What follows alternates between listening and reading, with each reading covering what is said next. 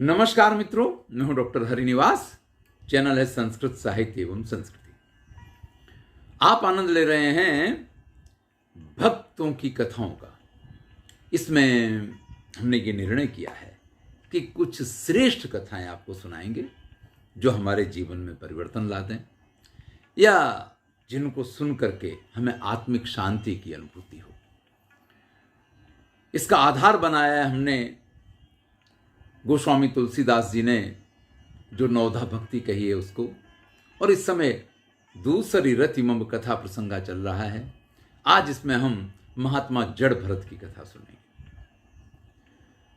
राजा भरत भारतीय इतिहास के ऐसे प्रसिद्ध राजा हैं जिनके नाम पे इस देश को भारतवर्ष कहा जाता है। अपने जीवन के उत्तरकाल में इस संसार से मुक्त होने के लिए उन्होंने ये निर्णय लिया कि समस्त सांसारिक मोह माया जाल का परित्याग करके और वो भगवान की भक्ति करेंगे। तपस्या करने के लिए वन में चले जाते हैं। अपना समृद्ध राज्य, संतान, घर परिवार सबका परित्याग करके, कोई मोह माया मेरे आसपास नहीं रहनी चाहिए। वन में जाकर के तपस्या करने लग गए। एक दिन नदी पे स्नान कर रहे हैं और उसी समय एक गर्भवती हिरणी वहीं नदी के किनारे जल पीने आई है।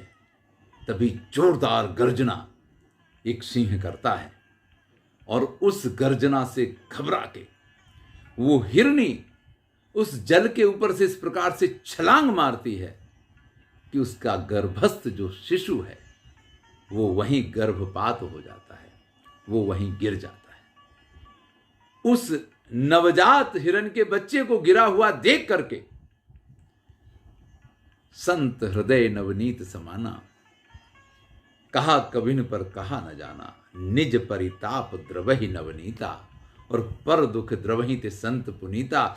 उसका दुख देखा नहीं गया और ये महाराज भरत जो हैं उस मृग शावक को लेकर के अपने आश्रम में आ जाते हैं।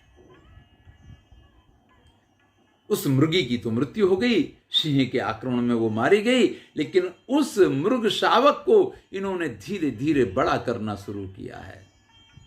मृग वगैरह के बच्चे बड़ी जल्दी बड़े हो जाते, उछलने कूदने लग गया आश्रम में, यहां से वहां, वहां से यहां, चारों तरफ। और जब वो उछलता कूदता है तो उसके साथ में ये महाराज भरत का हृदय भी बल्लियों उछलने लग जाता है। बड़ा आनंद आता है।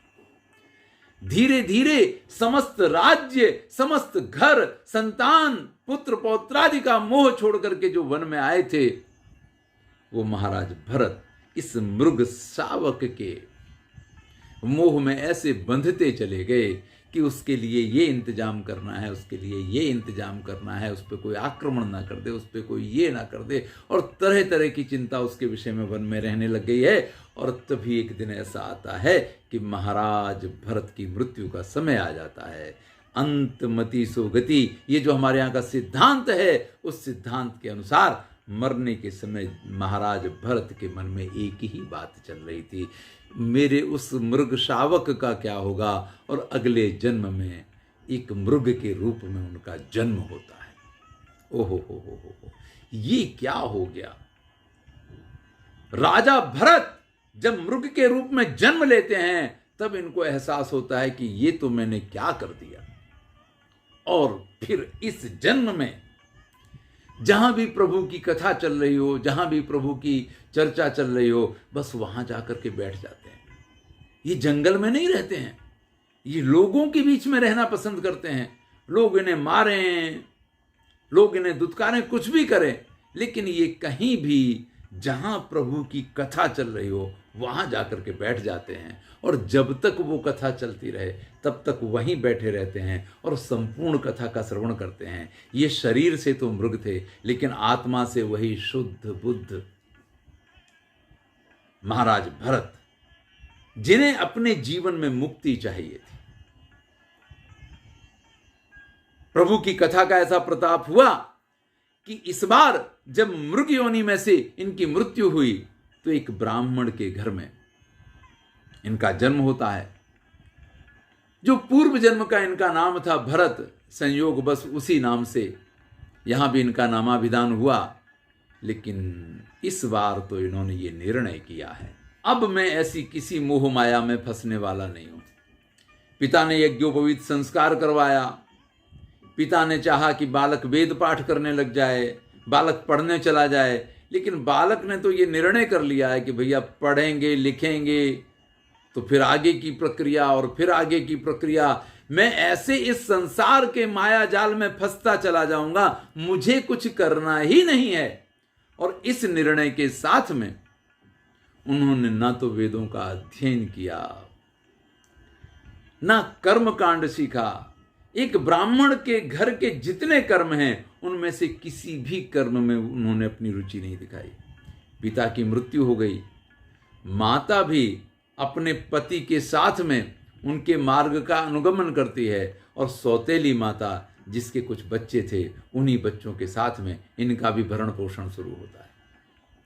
सौतेले भाई काम तो तरह तरह के इनको सौंपते हैं, लेकिन जब भी इनको पढ़ने जाने के लिए कहते हैं तब ये बस वही बात कि हमें तो पढ़ना ही नहीं है।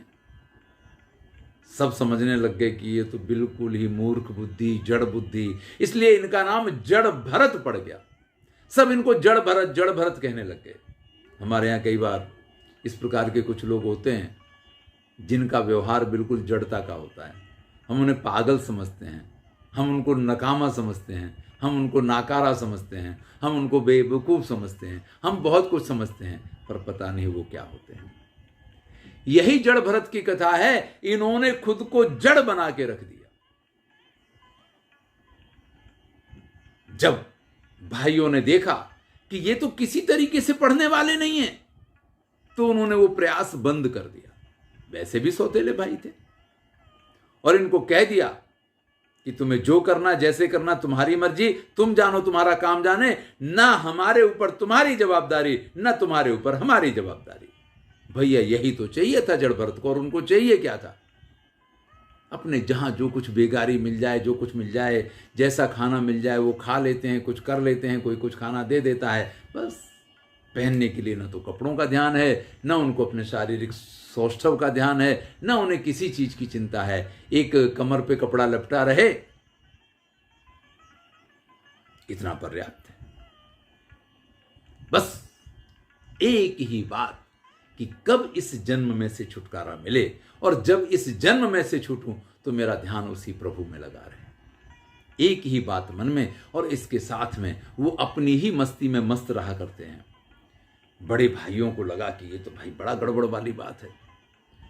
हम ब्राह्मण कुल के हैं और हमारा भाई भले वो नहीं पढ़ा, भले वो कर्मकांड नहीं करता है, लेकिन किसी के यहाँ, दूसरे के यहाँ मजूरी करने जाए तो ये तो शूद्र वाला काम हो गया, और ये तो हमारे कुल के लिए लांछन वाली बात है।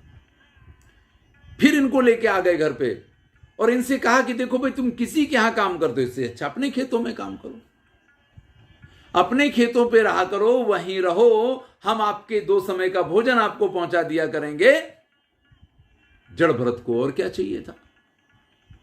वहां खेत का कुछ काम करते रहो। अब इन्हें जो काम सौंपा जाता है, क्योंकि इनका ध्यान तो भगवत भक्ति में लगा रहता है, तो अगर धान के लिए मैण बनानी है तो कुछ और बन जाता, कुछ और करना तो कुछ और बन जाता है। अंत में भाइयों को ये लगा ये तो किसी काम के नहीं है। फिर भी उनके वहां रहने का इंतजाम इसलिए कर दिया कि अगर कुछ पशु, कुछ प्राणी, कुछ पक्षी उनके खेतों को नुकसान पहुंचाए तो वहां ये रोक दिया करेंगे। एक दिन की बात है कि एक सिद्धि के लिए महाकाली के मंदिर में एक पुरुष की बलि चढ़ाई जानी है। उसको लेकर के बांध करके सब लोग आए हैं।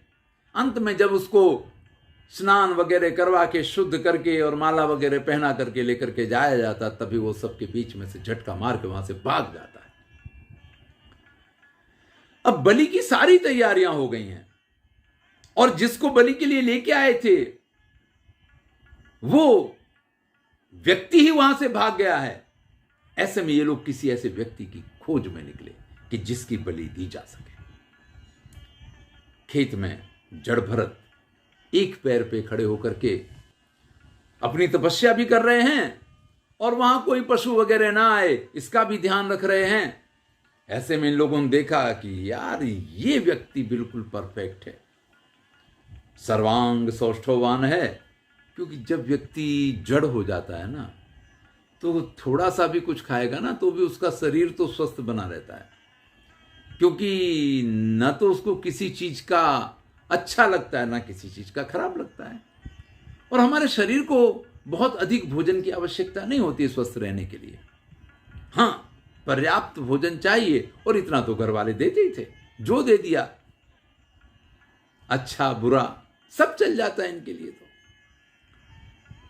स्थिति ऐसी आई, उन लोगों ने देखा कि इससे उत्तम बलि के लिए व्यक्ति नहीं मिल सकता है। इनको लेके चले गए, नहला धुला के तैयार करके, इत्र फुले लगा करके, सुंदर वस्त्र पहना करके, और देवी जी के सामने ला करके उपस्थित किया।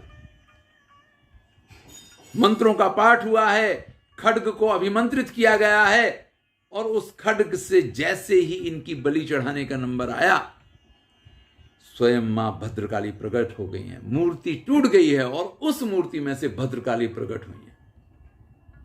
जो बलि चढ़ाने के लिए आए हैं, आज माता ने उनकी बलि ले ली है और जड़ भरत को वहां मुक्त किया है। इन्हें तो पता ही नहीं है कि मर गए होते तो क्या और मुक्ति है तो क्या। वहां से फिर ये अपने घूमने फिरने के लिए निकल गए। एक बार की बात है, राजा रहुगण बड़े ही प्रसिद्ध राजा हुए हैं। वो पालकी में बैठ करके कपिल मुनि के पास ज्ञान प्राप्ति के लिए जा रहे हैं।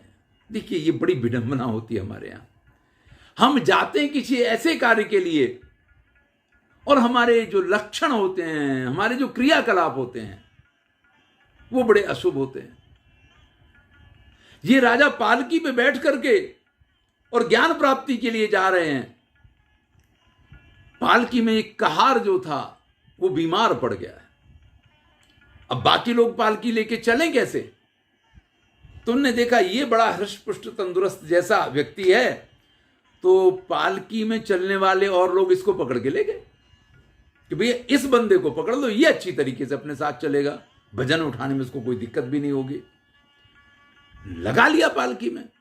अब पालकी में ये चल तो रहे हैं, लेकिन इनकी एक समस्या है कि किसी की हिंसा ना हो जाए, किसी पे पैर ना पड़ जाए, इसलिए अगला पैर रखने से पहले उस भूमि को बराबर देखते हैं, कोई चींटी कोई जीव जंतु वहां है तो नहीं, और तब उसके ऊपर पैर रखते हैं।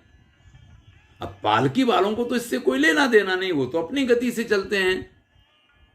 तो ये गति में बड़ी बाधा हो रही है, बार बार पालकी हिल जाती है, बार बार पालकी टेढ़ी हो जाती है। राजा रहुगण वैसे तो ज्ञान प्राप्ति के लिए जा रहे थे, बड़े ही शुद्ध बुद्धि राजा हैं, लेकिन राजा तो राजा होता है भाई। राजा और बाजा कब बजे किसको पता, तो बज पड़े। सभी कहारों को बोलना शुरू कर दिया, कैसे पालकी लेकर के चलते हो? तो सबने माफी मांगी, राजन हम तो बिल्कुल सही चल रहे हैं, लेकिन ये एक व्यक्ति नया है, इसकी वजह से ये दिक्कत हो रही है। तो राजा रहुगण ने भरत के हृष्ट पुष्ट शरीर को देख करके जड़ भरत से दो चार बातें ज्यादा कह दी। जड़ भरत सब कुछ सुनते रहते हैं, उनके चेहरे पे एक भी शिकन नहीं आती है। राजा क्या बोल रहा है, राजा ने क्या कहा है, उसका कोई फर्क ही नहीं पड़ता। जनरली क्या है कि किसी के ऊपर कोई गुस्सा करता तो उसके चेहरे के हाव भाव बदलते हैं, बहुत कुछ परिवर्तन उसमें आता है। अब राजा रहुगण से नहीं रहा गया, क्योंकि जब हमारे क्रोध का किसी भी प्रकार का सामने वाले पे असर ना हो तब तो क्रोध और बढ़ जाता है। राजा रहुगण ने जब ये देखा कि इन पे कुछ असर ही नहीं हो रही है, तो उन्होंने कहा, और इस बार जो कहा, हंसते हुए जड़ भरत ने उनसे कहा कि अरे राजन, क्यों इस प्रकार का अभिमान करते हो? क्या राजा, क्या प्रजा, क्या छोटा, क्या बड़ा? अरे आप जैसे पालकी पे बैठ के चल रहे हो ना, ये पालकी तो निमित्त है भाई, ये तो स्वयं भी राजा रहे, और ये रहुगण क्या, उससे भी श्रेष्ठ राजा रहे। जब जड़ भरत ने रहुगण को वहां कुछ श्रेष्ठ बातें, कुछ श्रेष्ठ ज्ञान प्रदान किया, तो राजा रहुगण वहीं इनके चरणों में साष्टांग प्रणाम करते हैं, क्योंकि ज्ञान प्राप्ति के लिए तो जा रहे थे और यहां पे ये ज्ञान मिला है। इस ज्ञान को प्राप्त करके राजा रहुगण धन्य हो गए हैं। उन्होंने महाराज जड़ भरत को प्रणाम किया और इनको अपना गुरु माना है। और उसके बाद ये जड़ भरत अपनी इस सांसारिक यात्रा को पूर्ण करके अंत में उन्होंने मोक्ष को प्राप्त किया है। ये जो कथा है ना, आपको इसलिए नहीं सुनाई कि महाराज जड़ भरत ने क्या किया। मैंने तो दूसरी रति मम कथा प्रसंगा, इसके लिए कथा आपको सुनाई है कि मृग योनि में होकर के भी प्रभु की कथा का जब इन्होंने श्रवण किया है, तो अगली योनि में जाने के बाद इनके संस्कार ऐसे बन गए। जो नारद मुनि के साथ हुआ था वो इनके साथ भी हुआ है। और इन्होंने जब उसी प्रकार से रहुगण को उपदेश दिया है, उनको प्रभु की कथा सुनाई है, तो वो भी धन्य हो गए हैं। तो भैया, ये प्रभु की भक्ति में जो उनकी कथा है, इसका बड़ा महत्व है। क्योंकि जीवन में और चीजों में हमारा मन लगे ना लगे, हम इंद्रियों पे संयम कर पाए ना कर पाए, हम और प्रकार की भक्तियां कर पाए ना कर पाए, लेकिन ये भक्ति सरल भी है और ये भक्ति मोहक भी है। क्योंकि सुंदर सुंदर कथाएं सुनना ये सबको अच्छा लगता है। तो भगवत भक्ति से ओतप्रोत कथाएं जीवन में सुनते रहिए, अच्छे अच्छे भक्तों की कथाएं सुनिए, उन पर थोड़ा सा विचार कीजिए, थोड़ा सा मनन कीजिए, थोड़ा सा चिंतन कीजिए। हम क्या इसमें परिवर्तन ला सकते हैं अपने जीवन में, क्या हमारे लिए इसमें से उपयोगी हो सकता है, अगर थोड़ा सा उस पर ध्यान देंगे ना, तो बस जड़ भरत की तरह हम भी अवश्य मुक्ति को प्राप्त करेंगे। धन्यवाद। मैं हूं डॉक्टर हरिनिवास। अगले सप्ताह कुछ नई कथाओं के साथ फिर मिलेंगे। धन्यवाद।